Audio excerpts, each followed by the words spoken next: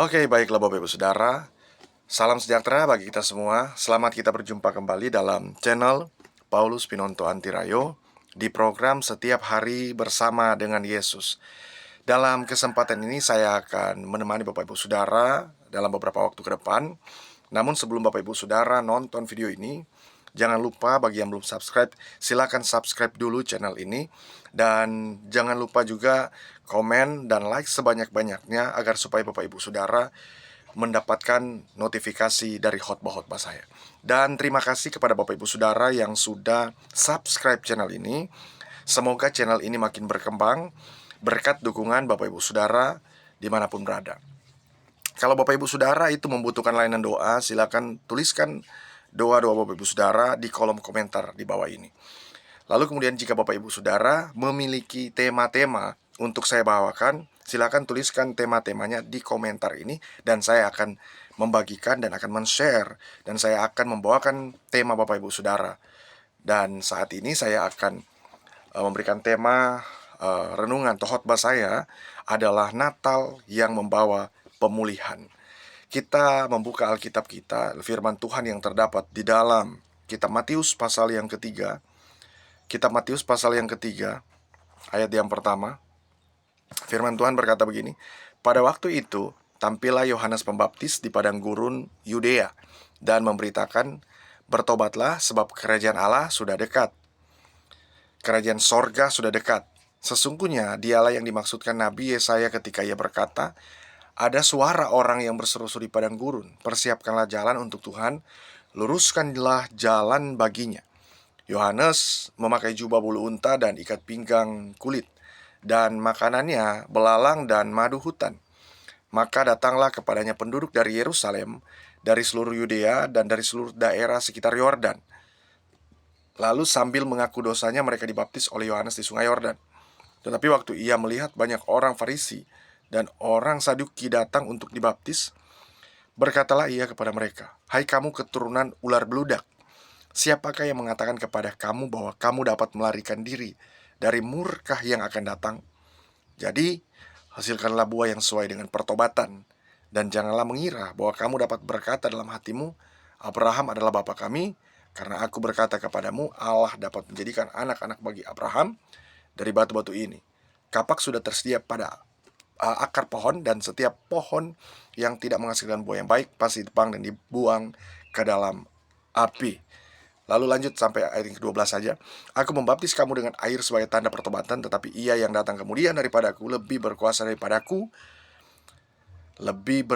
daripada Yohanes, dan aku tidak layak melepaskan kasutnya. Ia akan membaptiskan kamu dengan Roh Kudus dan dengan api. Alat penampi sudah di tangannya. Ia akan membersihkan tempat pengirikannya dan mengumpulkan gandumnya ke dalam lumbung, tetapi debu jerami itu akan dibakarnya dalam api yang tidak terpadamkan." Kalau kita melihat firman Tuhan ini adalah Injil Matius, dan di sini dikatakan bahwa akan ada pemulihan, ya, akan ada pertobatan.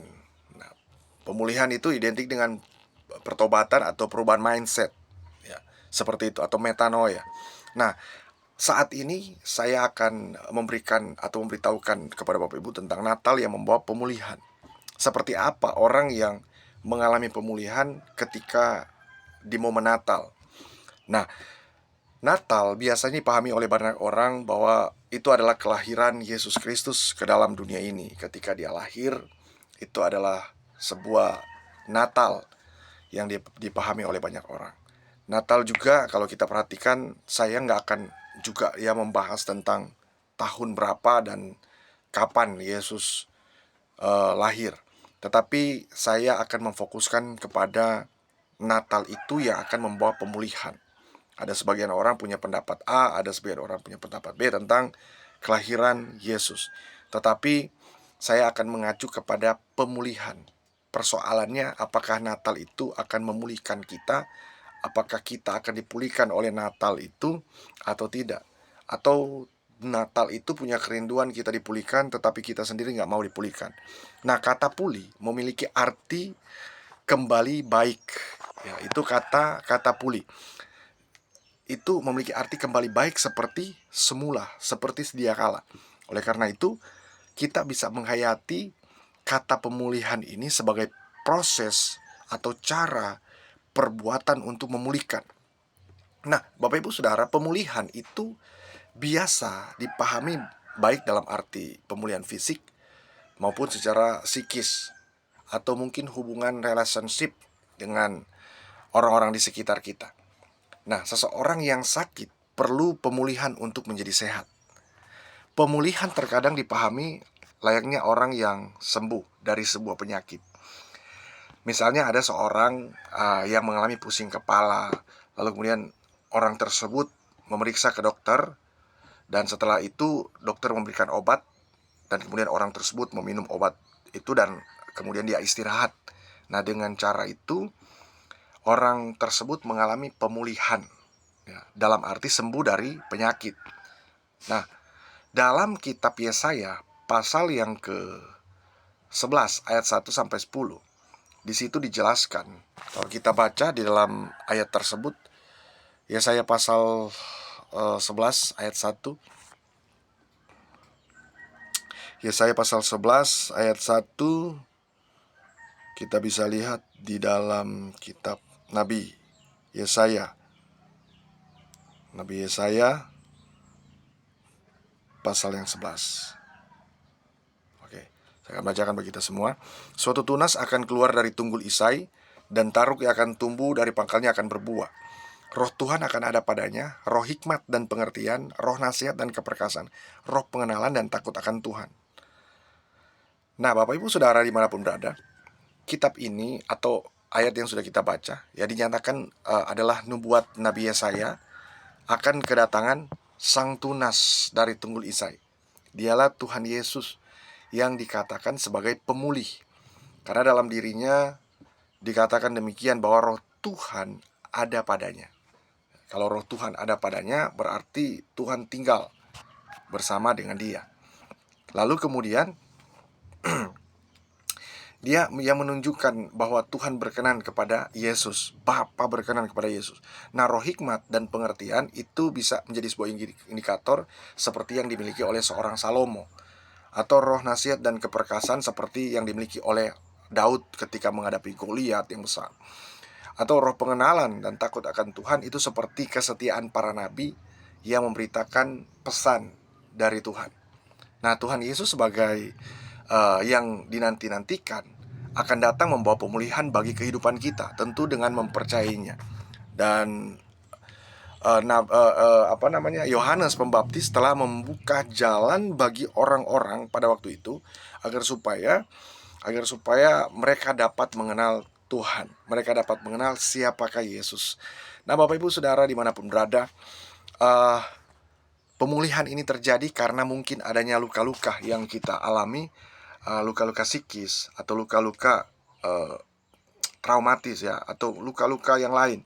Mungkin kita luka terhadap kekecewaan yang kita alami, ya. Luka-luka apa lagi? Luka-luka terhadap orang lain, dengan orang yang lalu kemudian kita menjaga jarak dan enggan mengalami perjumpaan dengan orang tersebut, bahkan kita sampai membenci dia. Tetapi Yesus sebenarnya itu datang ke dalam dunia ini agar supaya kita mengalami pemulihan. Kita sembuh dari kebencian terhadap orang lain. Kita sembuh dari kata membenci orang lain. Kita justru akan dipulihkan dengan luar biasa. Nah, Bapak Ibu Saudara, kedatangan Yesus dalam dunia ini, lalu kemudian berbarengan dengan Yohanes Pembaptis, ya, kalau kita lihat, ya, mereka ini adalah sosok yang luar biasa yang membuka jalan, khususnya Yohanes membuka jalan untuk pemulihan bagi banyak orang. Nah, sebenarnya tujuan Yesus datang ke dalam dunia ini untuk memulihkan satu bangsa, yaitu bangsa yang dipilih Tuhan. Bangsa yang konon memang adalah sejak dari semula mereka sudah dipilih. Tetapi pemilihan Tuhan itu jatuh ke orang-orang yang mempercayainya, tetapi juga kepada orang-orang yang mentaati dan melakukan firman. Nah, sehingga pemulihan itu juga akan terus dilakukan apabila kita terus datang kepada Tuhan. Bapak Ibu Saudara dimanapun berada, mungkin kita hari-hari ini juga sedang ingin dipulihkan dari sakit. Mungkin udah lama kita mengalami sakit penyakit, mungkin kita sudah lama mengalami, kita mungkin merasa, Tuhan, kok saya ingin sembuh tapi saya nggak punya uang, saya nggak punya duit untuk sembuh, saya nggak punya saudara, saya nggak punya teman dekat, kerabat. Mungkin saya punya kerabat, punya teman, tapi mereka justru ketika saya minta bantuan, minta tolong, mereka nggak bantu. Nah, Bapak Ibu Saudara, yakinlah dan percaya ketika Bapak Ibu Saudara punya kedekatan dengan Tuhan, melekat dengan Tuhan, dekat dengan Tuhan saja. Artinya Bapak Ibu Saudara, doa minta kepada Tuhan, Tuhan pasti akan berikan solusi kepada Bapak Ibu Saudara. Tuhan akan berikan jawaban. Bapak Ibu Saudara dimanapun berada, mungkin kita sedang mengalami yang namanya kelemahan tubuh. Ya, tidak ada yang dapat menolong kita lagi, tetapi percaya bahwa di 2000 tahun yang lalu Yesus telah datang memulihkan kita. Ketika kita percaya, ya, Dia akan menolong kita. Ya, Bapak Ibu Saudara, jadi memang kadangkala kita dipulihkan apabila ketika mungkin kita ke rumah sakit. Nah, kita bisa saja lalu kemudian kita minum obat dan kita dipulihkan dari rasa nyeri, rasa sakit dan lain sebagainya. Tetapi kadangkala juga kita mengalami gangguan psikis, kita merasa perasaan kita nggak enak, kita sering ke psikiater. Tetapi lebih daripada itu, saya mau mau pesankan kepada Bapak Saudara, datanglah pada Tuhan Yesus. Dialah penyembuh yang paling terbaik. Ya, manusia itu terbatas. Kadangkala manusia itu terbatas, banyak kekurangan. Kadang-kadang manusia ingin melakukan yang terbaik, justru yang nggak baik, yang kita harapkan yang baik, nggak taunya yang nggak baik yang kita dapatkan. Artinya kita harus sandarkan kepada Kristus saja, kepada Tuhan Yesus saja pengharapan kita, karena Dia adalah yang paling sempurna, Dia adalah Tuhan, dan Dia adalah juru selamat bagi kita. Sehingga apa? Sehingga kalaupun mungkin kita lemah, kita merasa kita tidak diperhatikan, tidak dipedulikan, datanglah pada Dia. Dia adalah pemerhati, Dia juga memperdulikan kehidupan kita, kondisi kita sekalipun, ya. Lalu kemudian kalau kita lihat Bapak Ibu Saudara, ini tidak hanya terjadi kepada hubungan antar personal, ya, bukan hanya secara individu. Saya alami, mungkin ya Bapak Ibu Saudara alami kelemahan tubuh, mengalami sakit penyakit, tetapi juga itu bisa datang kepada siapapun. Nah, solusinya Tuhan Yesus itu datang ke dalam dunia ini, itu memberikan pemulihan. Ya, kalau dalam kitab Yesaya tadi kita sudah baca bahwa dinyatakan bahwa Yesus itu sang tunas dari tunggul Isai. Dia yang akan dikatakan sebagai pemulih. Karena dalam dirinya itu dikatakan bahwa roh Tuhan ada padanya, yang menunjukkan bahwa roh Tuhan itu berkenan kepadanya. Nah, Dia sudah datang, sudah ada dalam hidup kita. Tinggal kita klaim bahwasanya Dia sanggup dan Dia mampu. Ketika Tuhan memulihkan kita, maka keadaan kita akan seperti orang yang bermimpi. Orang yang bermimpi itu adalah orang yang akan melihat masa depan yang gilang gemilang, yang Tuhan sudah siapkan bagi Bapak Ibu Saudara dimanapun berada. Nah, dalam menyambut Natal, ya, hendaknya menjadi momentum pemulihan yang luar biasa, ya. Karena Natal ini berbicara tentang pemulihan juga. Karena kalau kita belum dipulihkan, bagaimana kita akan memulihkan orang lain? Kita tentu harus pastikan bahwa kita dipulihkan dulu, agar supaya juga kita mampu sanggup mendoakan mereka yang belum dipulihkan. Ya, kalau kita lihat orang-orang yang belum dipulihkan ketika melayani kurang efektif. Tetapi juga ada juga orang yang dalam keadaan memang merasa bahwa dia merasa punya keterbatasan, tetapi dianggap itu sebagai sukacita bagi dia, sehingga dia dapat melayani. Ya, karena ada semangat yang Tuhan taruh, ada spirit, ada hal yang luar biasa, ada excellent spirit yang Tuhan berikan kepada dia, sehingga dia sadar bahwa ketika dia punya excellent spirit, maka sekalipun dia lemah, dia akan jadi kuat. Nah, itu adalah sebuah mindset yang perlu kita atur di dalam pikiran kita, ya. Karena kita sudah mengalami metanoia dalam hidup kita. Nah, Bapak Ibu Saudara dimanapun berada, apa yang akan dipulihkan ketika Natal itu sendiri membawa pemulihan? Apa yang akan dipulihkan? Yang akan dipulihkan dalam hidup kita adalah pemulihan status. Nah, sejak manusia jatuh dalam dosa, manusia itu terhilang, tersesat dari jalannya yang sebenarnya. Gambar dan rupanya, bahkan statusnya dia sebagai anak Allah. Nah, atau kita nih, status kita sebagai anak Allah, tapi karena dosa, kemudian itu hilang akibat dosa, akibat jatuhnya kita ke dalam dosa. Nah, pada dasarnya Adam dan Hawa itu sudah jatuh dalam dosa. Kemudian itu sampai kepada beberapa generasi, bahkan kemudian beberapa abad, bahkan beberapa masa. Manusia itu terus jatuh dalam dosa. Tetapi Kristus datang membawa pemulihan sehingga kita menjadi orang-orang kudus, orang-orang yang kita sebenarnya kudus di hadapan Tuhan, tapi kemudian telah jatuh dalam dosa dan kita harus bangkit kembali. Nah, namun dalam Yohanes pasal 1 ayat 12, firman Tuhan menulis begini. Tetapi semua orang yang menerima Tuhan atau menerimanya diberinya kuasa supaya menjadi anak-anak Allah, yaitu mereka yang percaya dalam namanya. Nah, kalau kita perhatikan ya, ayat ini itu mengindikasikan untuk setiap status kita, setiap status orang percaya bahwa kita ini adalah anak-anak Allah, diberikannya kuasa. Karena dikatakan tetapi semua orang yang menerimanya, siapapun yang menerima Tuhan diberinya kuasa supaya menjadi anak-anak Allah. Anak Allah ini bisa juga diartikan sebagai orang-orang kudus, orang-orang istimewa, yaitu mereka yang percaya dalam namanya. Kalau kita percaya dalam namanya, maka kita akan dia terima dan kemudian akan memberikan kuasa kepada kita. Kuasa agar supaya kita dipulihkan. Ya, kita mungkin perlu ya mengingat bahwa dalam diri kita ini ada kuasa, ada authority. Kemudian dalam kitab Galatia maksud saya adalah kitab Galatia pasal 4 ayat 6, firman Tuhan berkata, "Dan karena kamu adalah anak, maka Allah telah menyuruh roh anaknya ke dalam hati kita, yang berseru, ya Bapa, ya Bapa," atau ya Aba, ya Bapa. Nah, kata kuasa di sini Bapak Ibu Saudara, dalam Injil Yohanes, berarti hidup dalam kendali kuasa Tuhan, atau hidup di under power of God ya. Jadi harus hidup di bawah kendali kekuasaannya Tuhan. Dengan kata lain, menjadi anak Allah berarti berada di bawah kendali kekuasaan Tuhan. Nah, hidup sebagai anak-anak Allah punya keuntungan tersendiri Bapak Ibu Saudara. Ya, kita harus sadar bahwa kita akan punya keuntungan sendiri. Ya, seperti apa? Apa keuntungan menjadi anak-anak Allah? Ya, keuntungannya kita hidup dalam pemeliharaan Allah. Kita akan hidup dalam pemeliharaan Tuhan. Kita ingat apa yang pernah Yesus katakan bahwa di dalam kitab Matius, "Jadi, jika kamu yang jahat tahu memberi pemberian yang baik kepada anak-anakmu, apalagi Bapamu yang di sorga, Ia akan memberikan yang baik kepada mereka yang memintanya." Artinya, tanpa kita minta pun, Tuhan sudah pelihara kita.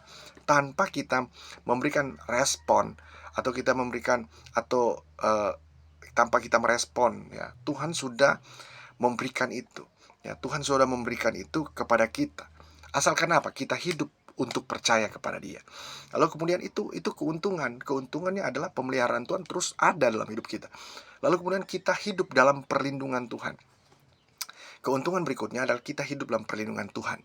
Ya, Tuhan Yesus pernah berdoa kepada Bapa. Dia katakan, "Tetapi supaya engkau melindungi mereka daripada yang jahat." Kita lihat dalam kitab Yohanes pasal 17 ayat 15. Dalam kata-katanya ini, kuasa sebagai anak-anak Allah ya dapat dipandang sebagai jaminan Tuhan atas kehidupan kita. Oleh karena Dia menjadikan kita sebagai anak-anak Allah. Nah, ini menjadi jaminan buat kita, adalah keuntungan yang besar ketika kita dilindungi oleh Tuhan dimanapun kita pergi dan berada. Karena firman Tuhan katakan, selangkah saja kita melangkah itu maut. Selangkah saja kita melangkah itu ada bahaya di depan. Mungkin bukan hanya bahaya di depan, bahaya kiri kanan, atas dan belakang. Tetapi karena perlindungan, ya itu untungnya kita. Ya, mungkin kita nggak seperti orang siapapun yang memiliki bodyguard dan lain sebagainya. Tetapi Tuhan itu menjamin atau memberikan kita perlindungan yang luar biasa. Nah, kita harus pahami ini, bahwa perlindungan Tuhan itu akan terus maksimal dalam hidup kita asalkan kita terus percaya Dia, dan kita akan terus jadi anak Allah, anak-anak Tuhan yang kudus, yang luar biasa. Lalu kemudian apa keuntungannya? Nah, kita akan hidup dalam terang. Kalau kita lihat dalam kitab Yesaya pasal 60 ayat yang ke-19, firman Tuhan berkata bahwa bagimu matahari tidak lagi menjadi penerang pada siang hari, dan cahaya bulan tidak lagi memberi terang pada malam hari. Tetapi Tuhan akan menjadi penerang abadi bagimu, dan Allahmu akan menjadi keagunganmu. Ini adalah firman Tuhan yang luar biasa. Ketika firman Tuhan katakan, bagimu matahari tidak akan lagi menjadi penerang pada siang hari, dan cahaya bulan tidak lagi memberi terang pada malam hari. Tetapi Tuhan akan menjadi penerang abadi bagimu. Nah, Tuhan itu adalah terang. God is sign. Dia itu adalah terang. Dia itu adalah Tuhan yang memberikan terang bagi jalan kita yang gelap. Mungkin kita sedang menuju kegelapan, tetapi Dia datang memberikan kita terang. Nah, itu arti implikasi sebuah pemulihan dari Tuhan. Ya, Natal itu membawa pemulihan. Dia bukan hanya membawakan pemulihan bagi kita, tapi Dia berikan terang itu, karena Dia adalah terang. Nah, semua orang yang menerima Yesus dan menjadi anak Tuhan sudah diberi kuasa, kuasa untuk menikmati. Kita perlu imani dan percaya bahwa dalam hidup ini kita sudah ada kuasa, apapun profesi kita. Mungkin kita ibu rumah tangga, mahasiswa, karyawan, ataupun apapun pekerjaan kita. Selama kita sudah menerima Tuhan Yesus, maka kita akan memiliki kuasa. Nah, Bapak Ibu Saudara, pemulihan yang kedua yang kita terima adalah kita akan mengalami pemulihan berkat. Kalau kita buka dalam kitab Yohanes pasal 10 ayat 10, di situ firman Tuhan katakan, dia jelaskan bahwa pencuri datang hanya untuk mencuri dan membunuh dan membinasakan.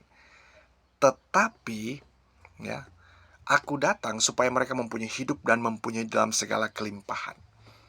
Jadi iblis itu tujuannya untuk mencuri, membunuh dan membinasakan. Dia curi semua berkat-berkat yang Tuhan berikan kepada kita. Berkat apa? Berkat sukacita, berkat damai sejahtera, berkat-berkat yang sudah kita alami kepada Dia dari Tuhan Yesus. Tuhan berikan kita gift, Tuhan berikan kita reward, hadiah. Dia curi, Dia nggak serta-merta langsung mencuri semua, tapi Dia mulai mencuri dari dalam hati kita, dalam hati kita yang penuh dengan sukacita dan sejahtera. Dia curi dulu semua, lalu kemudian dia ambil segala apa yang ada pada kita. Sehingga apa? Sehingga kita kehilangan semuanya. Tetapi harus percaya bahwa ketika kita punya Kristus, Dia akan berikan, jangankan sukacita dan sejahtera, dirinya saja Dia berikan kepada kita. Jangankan terang Dia berikan, jangankan terang untuk kita melangkah di kegelapan, dirinya saja, nyawanya saja diberikan kepada kita. Nah, ini bukan hanya mengalami pemulihan secara materi, tetapi pemulihan berkat, sukacita dan damai sejahtera. Pemulihan berkat itu bisa juga berindikasi pada materi, kepada apa yang kita miliki. Tetapi juga yang paling penting adalah damai sejahtera dan sukacita. Nah, buat apa orang memiliki banyak hal, tetapi kehilangan sukacita dan damai sejahtera? Apalagi kehilangan Tuhan, apalagi kehilangan firman Tuhan. Nah, suatu ketika, suatu waktu firman Tuhan itu tidak akan ada lagi. Kenapa? Nah, ini bisa saja berindikasi pada apa yang sudah kita tidak harapkan lagi. Sudah kita akan kehilangan harapan ketika kita tidak lagi dalam Tuhan. Nah, kalau kita terus ada dalam Tuhan, kita akan punya kesempatan terus mencari Dia. Kita sudah punya modal bahwa Kristus tetap ada dalam kehidupan kita, sampai kita berkata bahwa God is good, Tuhan itu baik dalam kehidupan kita. Nah, Bapak Ibu Saudara, suatu ketika seorang bayi perempuan lahir di salah satu kampung, salah satu desa, Brewster, daerah bagian utara New York, saat usianya baru 6 minggu, ia mengalami demam. Namun karena salah satu penanganan dokter yang kurang maksimal, kedua matanya menjadi buta. Saat itu usianya masih 5 tahun, matanya divonis tidak bisa dioperasi, dan kebutaannya bersifat bukan temporer, permanen, bukan sekedar sementara, tetapi permanen. Sejak itu gadis itu menjalani hidupnya dalam kegelapan. Dia nggak bisa melihat, dia nggak bisa meraba, dia nggak bisa melihat. Maksudnya dia nggak akan tahu ini apa, dan dia hanya bisa meraba-raba, dan dia nggak tahu artinya apa.